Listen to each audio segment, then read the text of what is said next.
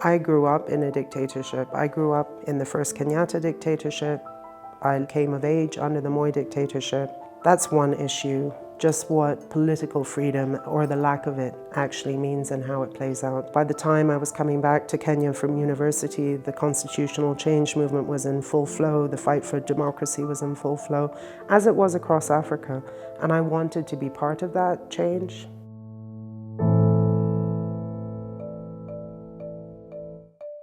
Often what you hear talked about is, oh, institutions worked during colonialism. We also know that institutions that were formed during colonialism were really about regime protection.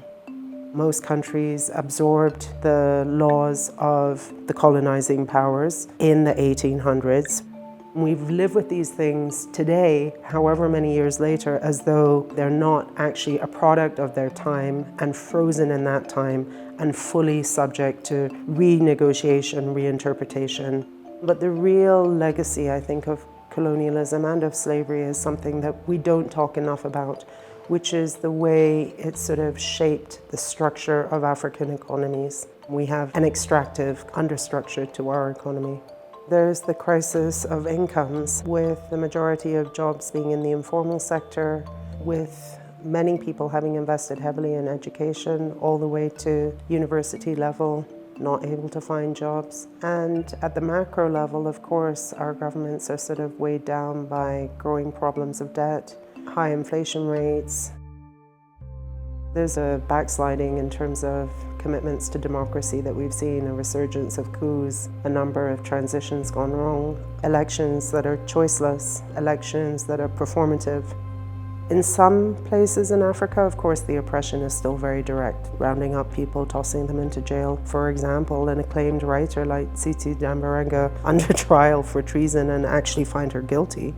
But the more subtle kinds are trying to control financing, trying to control the structure of organizing, trying to link them with concerns like terrorism. And when you see African populations come out and cheer military takeovers and initially be supportive of them, whether in Zimbabwe or in West Africa, it's because of the failure of democracies to deliver.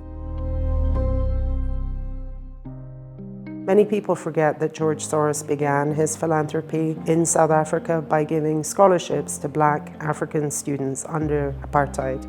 Post-apartheid, Open Society came in to support the transitional government, or the new post-apartheid government, on its housing question. Similarly, Open Society in those days came in behind post-conflict situations in West Africa, Liberia, Sierra Leone, Guinea, to help those governments coming in with key institutional priorities.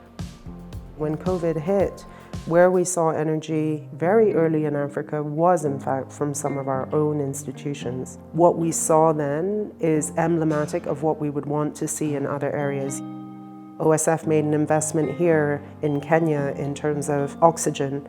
We've tried to get behind the African program on vaccine manufacturing and R&D. We put money very early into the African Research Universities Alliance, who had 3 vaccine hubs across the continent. We've also supported any number of civic actions and sort of youth movements who are pushing for change in their country, whether you're talking about youth movements like Yanamar, La Lucha, Ballet Citoyen, or now the protest movement in Eswatini. The role of the Open Society is really to see what is the extent to which we can get behind those people, those organizations, those governments, to seize opportunities, expand freedom, expand equality, expand people's right to live in dignity. But that's our role, is to expand possibilities for all people.